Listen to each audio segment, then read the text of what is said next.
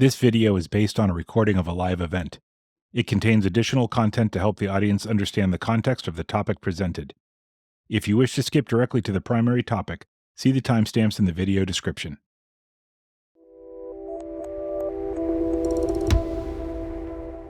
Hi, everyone. Welcome to this little demo that I'm going to be putting on, showing you how you can take models from DataRobot and run them in Sagemaker. My name is Alex Yeager. I am a director of professional services at DataRobot, and my role is a lot of times, doing things like this, helping clients understand how to take models that they've built with DataRobot and productionalize them, whether it's within our own platform or, in the case of today's demo, running them within an external environment, specifically AWS Sagemaker. So what I'm going to show you today is a few different things. I'll basically run through, what you need to set up and configure your AWS environment to run a DataRobot model, what you'll need both from AWS's side and from the DataRobot side, and then what steps can be done to configure this in SageMaker, and then show you quickly how to consume predictions from that model. So let's just kind of dive right into this. So to begin with, we're going to need a couple of things from the DataRobot side. And the first one is going to be a model. So as I go and share my screen here, to run a model in SageMaker, you need a model and then an environment to run the model in. So for DataRobot, we are able to provide a scoring code Java jar file that is it's basically a binary jar file that is the exact replica of the model that is being developed in DataRobot. And then we also have a Docker image that's available for you to basically host that model and then run it within SageMaker. On the AWS side, you're going to need a couple of things prepared to run this as well. So the first is going to be an ECR repo, because we need somewhere to store the Docker image that is running that will run the model. You'll need an S3 bucket, because that is where we will upload our model artifact to, so that SageMaker can bundle them both together for run. And then when we get to it in the AWS UI, we'll be creating a SageMaker inference model, an IAM role, so that SageMaker can get the required artifacts, and then an endpoint configuration for real-time predictions. And then I'll also show you how to configure a batch transform job for asynchronous batch predictions. So to get started, like I mentioned before, we need a model. So what you see here is the DataRobot leaderboard for a binary classification model that I previously created. This is using a data set from Lending Club, and the purpose of the model is to predict whether a loan application will be good or bad. So in this case, if the value is 1, then we know the loan is bad. If the value is close to the 0, then we know the loan will be good.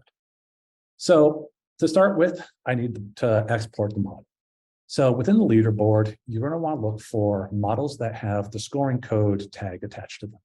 This means that you can export the model as a Java jar file. So we're going to click on the model and then go down to portable predictions, select scoring code. I'm going to select prediction explanations as well. This basically would allow you to also return prediction explanations against the model when you run it. And then we're going to hit prepare and download. This will basically kick off a job that will generate the jar file. And then in about a minute or so, I'll have a jar file that's ready to download. And now we wait a little bit here.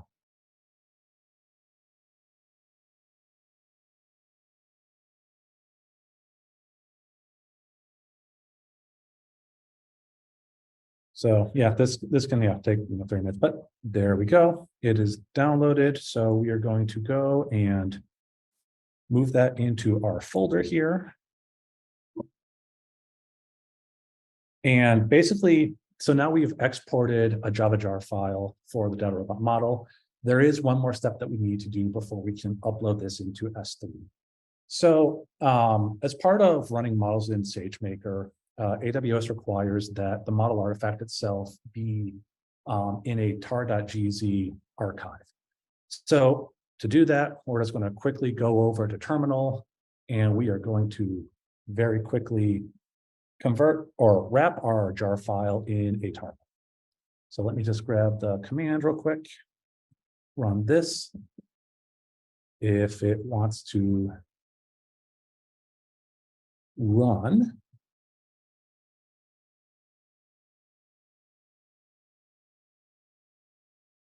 oh, apparently I am missing a file here. So let's just ls this real quick, copy file.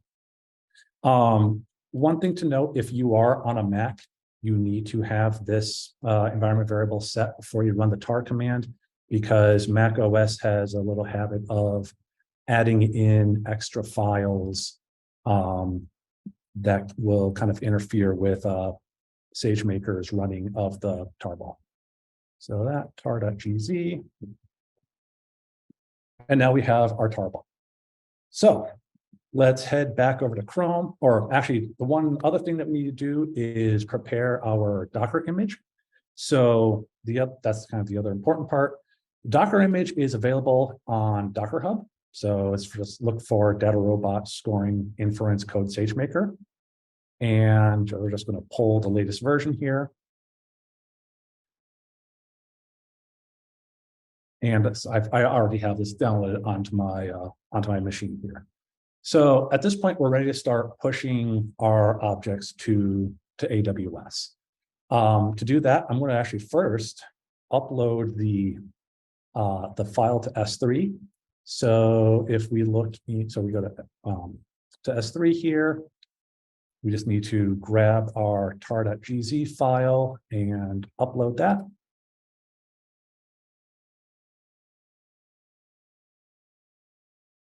And while that's running, because this will take, depends on how fast your internet connection is. The other part that we need to do is to push our Docker image to the AWS ECR repo. So we've already pulled the Docker image, so it's living locally on the machine. I am going to make sure I have logged into my Docker registry. Then I'm going to tag my image so that it will be pushable to the ECR repo. And then just Docker push. And again, I've already uploaded this before, so that's why it goes very quickly, but it's a small image, so it doesn't take too long. So at that point, we look in the S3, we have uploaded our file. So we're ready to start building our model, our inference model within SageMaker itself. So to do that, let's head over to the SageMaker UI. And the first step, basically everything that we're going to be working on is going to be within the inference tab within SageMaker. So we're going to be creating a model here, an endpoint configuration, and a batch transform job. So to create a model, it's pretty simple. We're just going to go up here, click the orange button, give our model a name, which I will not creatively, just name it demo-1.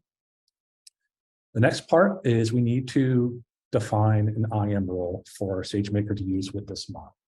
Now, you can create a role yourself if you want. Basically, what you're just doing is defining what access to an S3 bucket SageMaker will have. You can give it access to any bucket, or if you just want to use the specific S3 bucket that you're using for hosting models, you can define it here. I've already created a specific role, so I'm going to use that one. And then the next part is to set up our container. So we're going to leave it at the default, provide model artifacts and inference image location. This will be a single model. And now we just got to fill in a few steps. So we're going to provide our Docker image. We're going to provide our S3 bucket, which will be this one, right? No, this one. Copy our S3 URI, pop that there. You can give the container a host name if you want, but it's not required, and we don't need any extra environment variables here. For the network, Don't need to set this, and then just fill in any extra tags that your organization requires for environment tracking. And just then hit create model. So we've got the model created. Now to use this in a real-time production or real-time prediction use case, we need to set up an endpoint. This, if you notice, this is also why AWS says, helpfully, suggests creating an endpoint. So that's what we're going to do next. I'm actually going to go over to this tab and create endpoint. So again, just give it a name. We're going to give it another creative name. You can use an existing endpoint if you want, or create a new one for configuration. The configuration basically defines the model to use and some different, environment stuff. So I'm just going to give it a configuration name here, config-1, and then I'm going to set this to the endpoint to serverless. So the main difference between provisioned and serverless really comes down to when the model is first, when you first make a prediction request against it. In a serverless endpoint configuration, there will be a little bit of a lag, like a cold start before the resource is provisioned to make prediction request. Whereas with provision, it's always on, so ready for any instant requests that come in. And you'll kind of notice this when I show you the testing for real-time predictions later on. You can set an encryption key if you want, but we're not for this case. We're just actually going to go down to our variants and define our model that we want to run. So for that, we're going to hit create production variant. We are going to select our SageMaker demo lending club model. And then if you want, you can modify the memory size or max concurrency, but for this, you don't need to. 1 GB will be fine. And then hit create endpoint configuration. As usual, add any tags that you want, and then hit create endpoint. Now, endpoints take a few minutes to create, so I'm actually going to switch over to one that I've already created and basically show you how you can make predictions against this endpoint. So this is using the same model that I just showed you. And basically, when you want to do real-time predictions, you're going to make an API call against this /invocations URL. So you can do that, via REST API calls or using the BOTO3 Python library if you want. For right now, we're just actually going to use the AWS CLI and SageMaker runtime invoke endpoint command to do that. So we're going to switch over to terminal here and clear that out. And we're going to go to, just running the AWS CLI command. So for this, I am running, just invoke endpoint, define my region. I've defined my endpoint name, which is the endpoint that we're using. I've defined a file to read. This is a CSV with a single line of data to score, the content type, and then we're outputting it to an output.csv. And as you'll notice, it took a little bit to run before it returned the results. So we're going to cat the output.csv here. And what we have is our prediction. The 1 and 0 are the header row. This is, whether it's since binary classification, whether it's bad or not. And based on the score, we see that the 0 value is at 0.95. So we can infer that this loan application that was scored is not going to be bad. To just kind of highlight, the difference between like serverless and provisioned for endpoint configurations. If we were to run this again, we notice it comes back with a result a lot faster than it did the first time. So that's kind of it for real-time predictions. The last thing I was going to show you was batch predictions. And for that, we are going to go back over to the UI, and we're going to go over to batch transform jobs.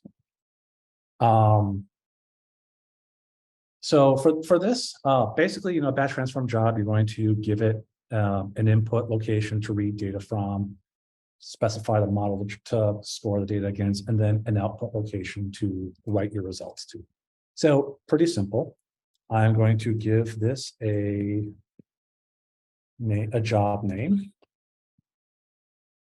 I'm going to then select my model that I want to use.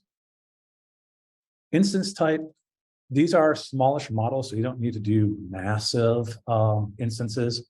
And so we're just going to go with the M5 large and a single instance. There are additional configurations, but we don't need those for what we're doing. So for input, we're going to leave the data type as S3 prefix, and we are going to give it an S3 folder location. So when doing batch transform jobs, you tell AWS to look in a specific folder for files and read those in. So in this case, it's in the prediction input folder, and I have a CSV that has 10,000 rows of data to score. So we're going to do that. We're going to have our folder here. And then we also want to select our content type. So we're going to set that as text/CSV. And then we're going to move on to our output configuration. So basically, really similar to what we just did for input, just specify another folder where everything's going to be output to. And I'm going to do text.csv again, or /CSV. We don't need to do any capture configs or filterings or joins because we're just doing a single file. So that's all we need to do. And we're just going to hit create job. Now, this will take about, as you can see here, 4 to 6 minutes to run. So I'm actually going to switch over to this last completed job and kind of show you what you get as a result. So once it's done, so as I mentioned, AWS is looking at all the files within that specific input folder and scoring them. So what it will then do is it will read all those files, score them, and then write them back to wherever you define your output as, and basically write them as CSV or .out files. So in this case, my input file was 10K lending club scoring.csv. The outputs are in .out format.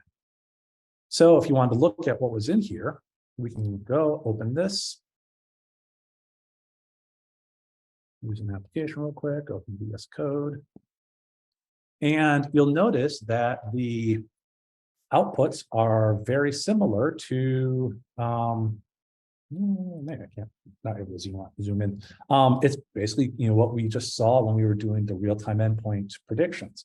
We have our header of 1 or 0, we have our scores, and as you can see, we have about, exactly, we go down to the very bottom, 10,000 rows. So basically, once you have that, you can, utilize, the REST APIs or the libraries that AWS provides. So BOTO3 to integrate this into things like Lambda functions. If you want to run it via Python or run some other language, you can do that as well. And yeah, so that's kind of that's pretty much it.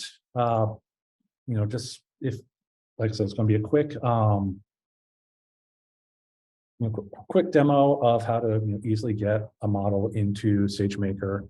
So yeah, give this a shot. We have in our AI Accelerator GitHub repository an example Python notebook that programmatically goes through all the things that I just showed you, including everything from creating the S3 buckets, the ECR repo, to pushing all the different objects to where they need to be in AWS, and even creating the models themselves programmatically. So yeah, that's that. Thank you all for hopping on, taking a look. I encourage you to keep an eye out for our future LinkedIn Live sessions that will be coming up through the month of July. We have some really cool, nifty demos that are going to be coming out there as well. And with that, thank you. Have a good day, good morning, or good evening, wherever you are.